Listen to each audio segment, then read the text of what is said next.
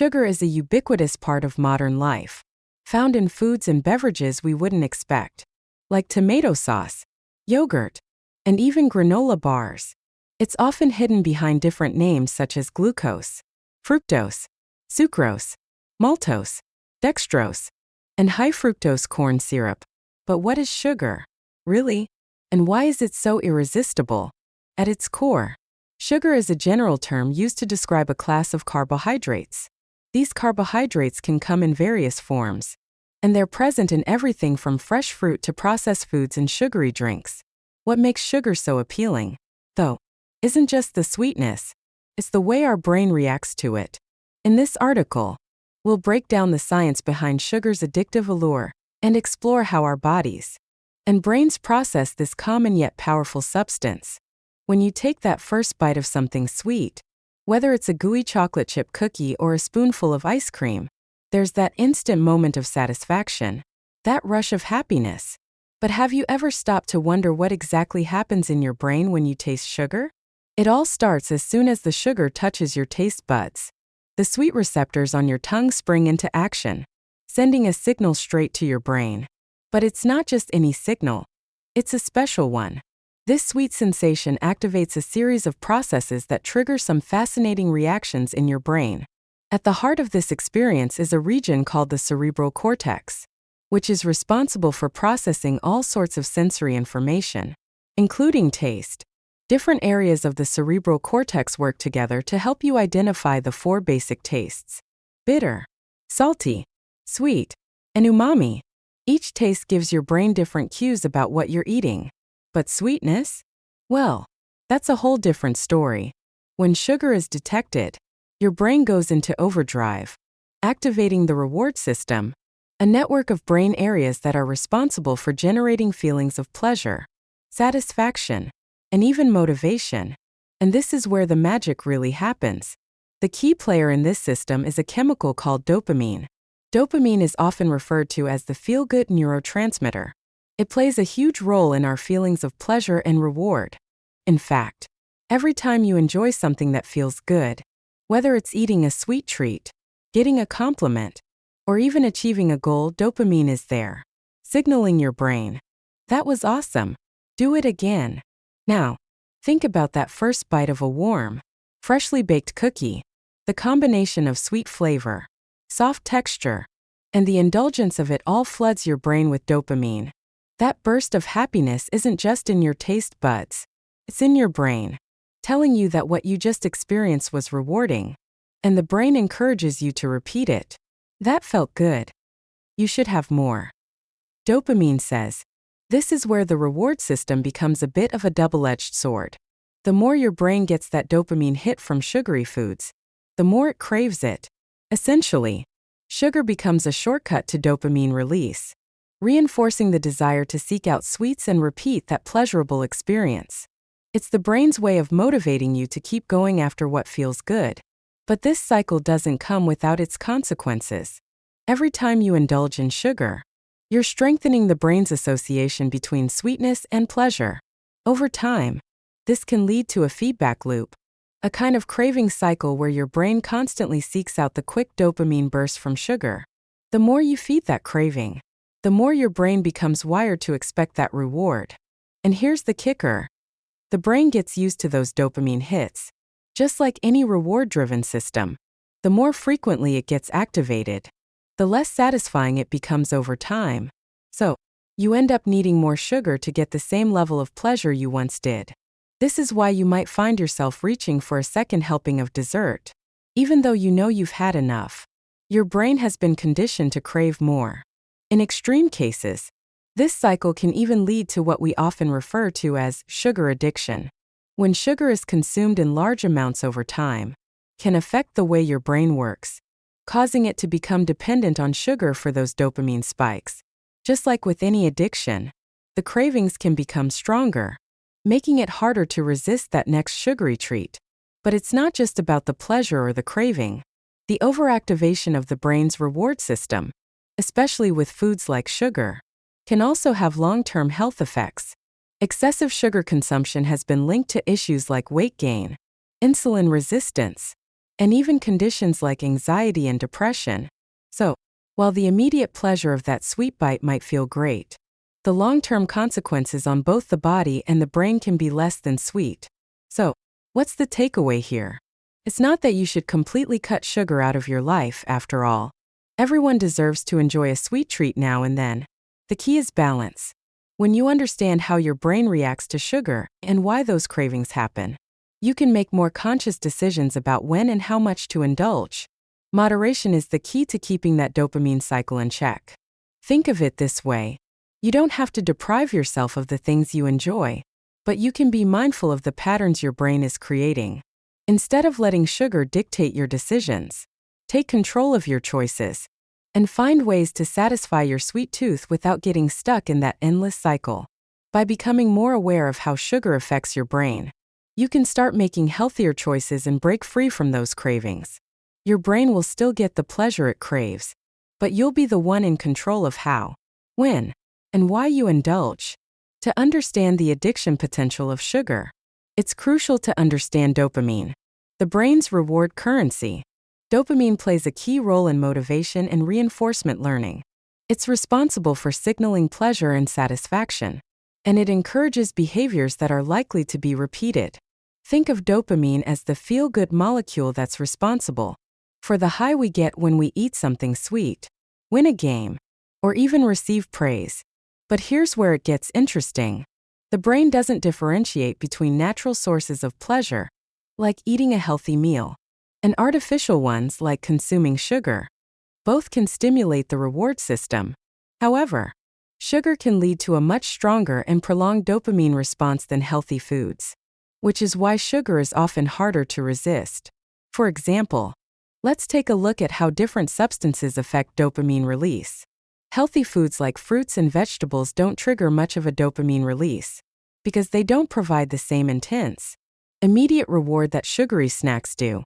But substances like alcohol, nicotine, and cocaine can cause a dramatic spike in dopamine, leading to addiction.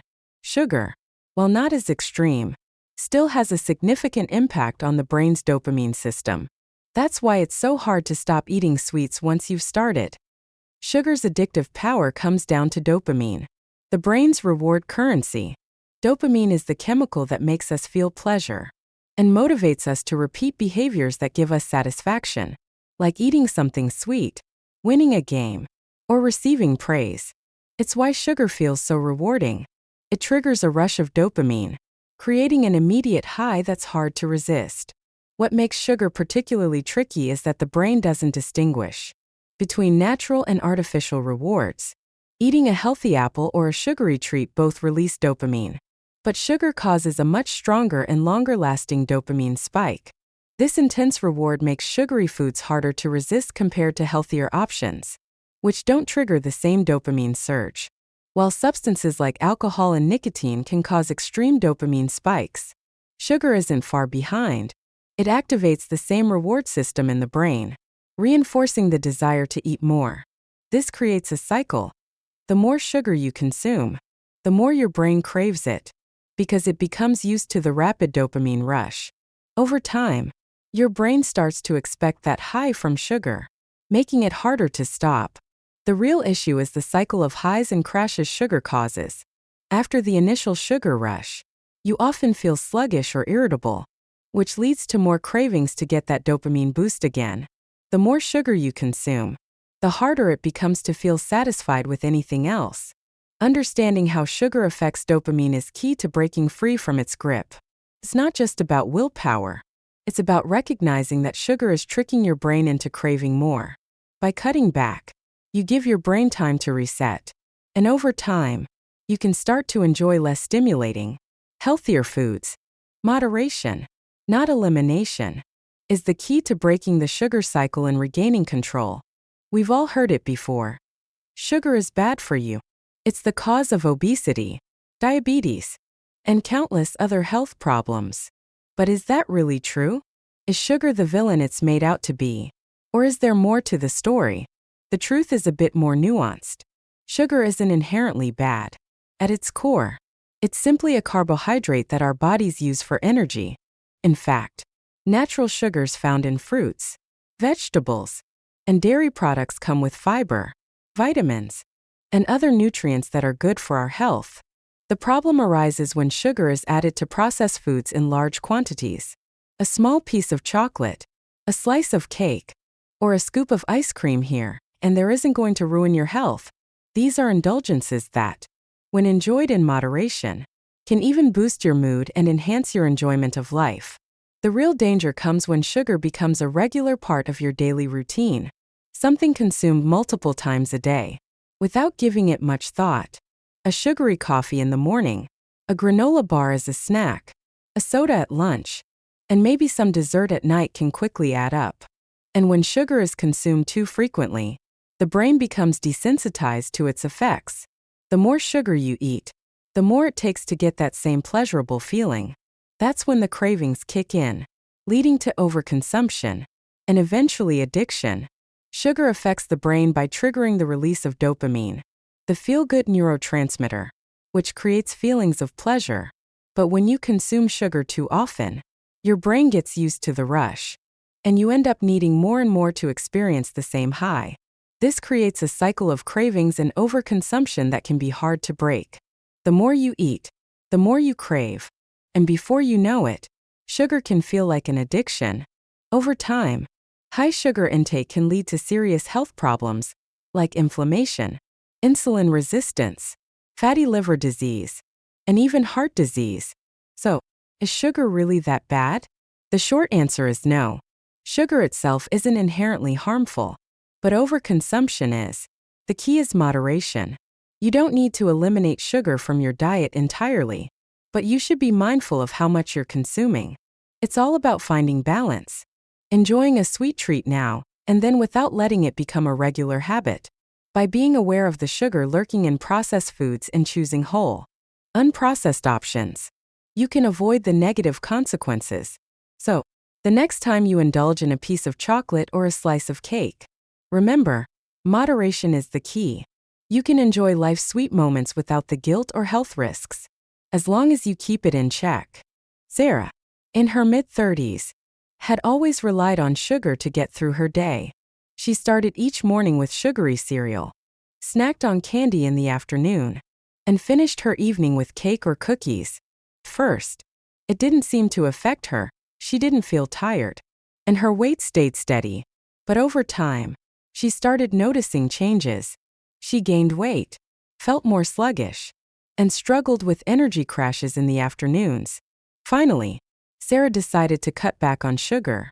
It wasn't easy. The first few days were tough: headaches, irritability, and intense cravings. Her body was used to the sugar highs, and without them, she felt off. But she pushed through. After a week, something clicked.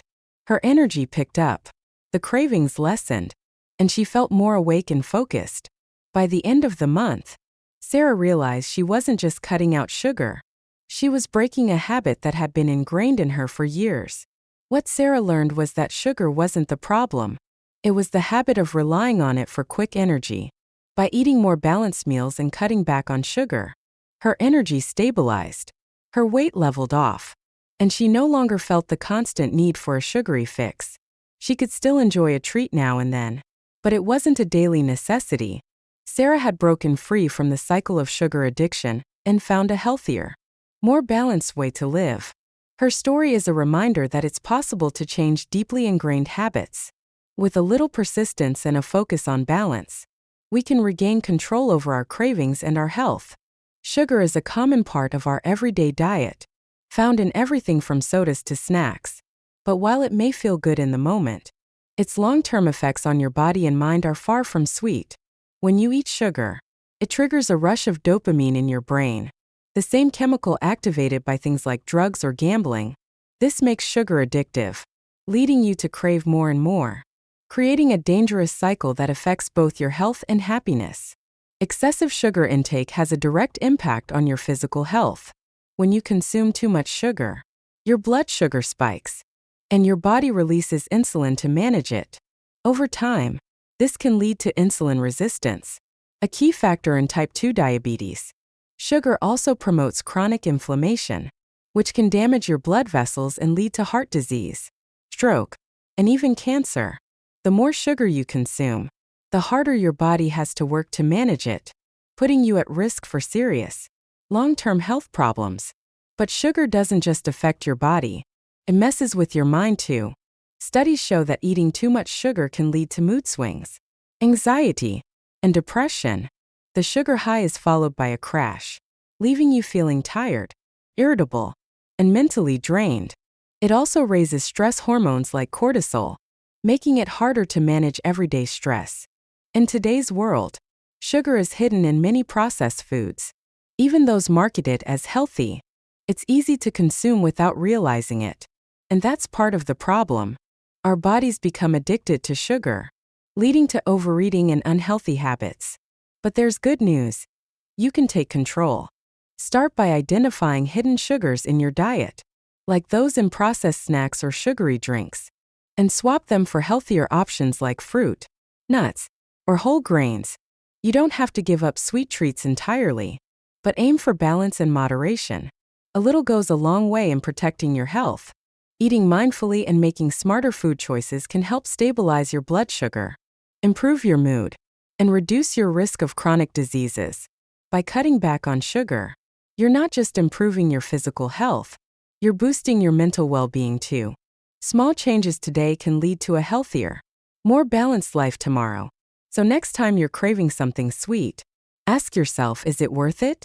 We've all been there, feeling stressed, tired, or just down, and reaching for a sugary treat to feel better. Whether it's a piece of cake, a chocolate bar, or a soda, feels like the perfect fix in that moment. But have you ever stopped to think about why we turn to sugar when we're feeling emotionally low? Turns out, sugar doesn't just satisfy our cravings, it actually affects our brain chemistry. When we consume sugar, it triggers the release of serotonin and dopamine, two feel-good neurotransmitters that help lift our mood, reduce stress, and create that comforting sense of happiness.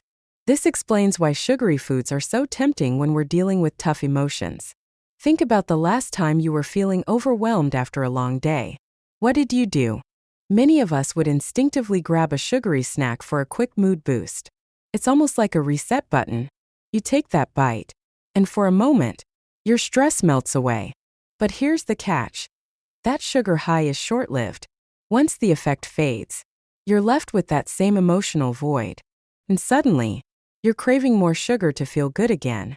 This creates a vicious cycle. Eat sugar, feel better for a while, but then feel worse once the effect wears off, which leads to more sugar.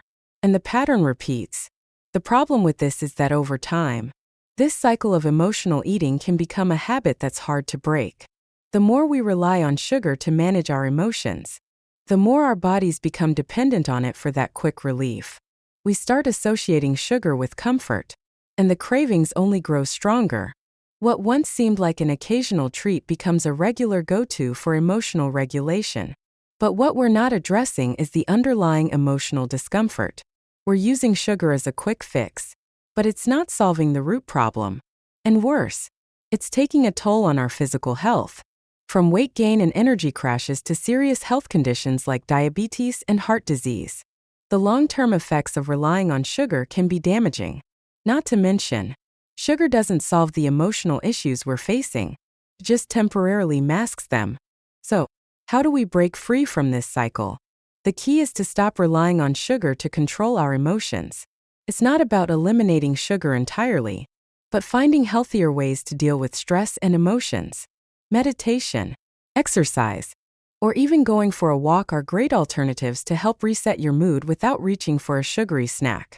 These activities not only help you relax, but they also stimulate the production of natural chemicals in your body that improve your mood without needing sugar. It's also important to become aware of why we turn to sugary foods in the first place.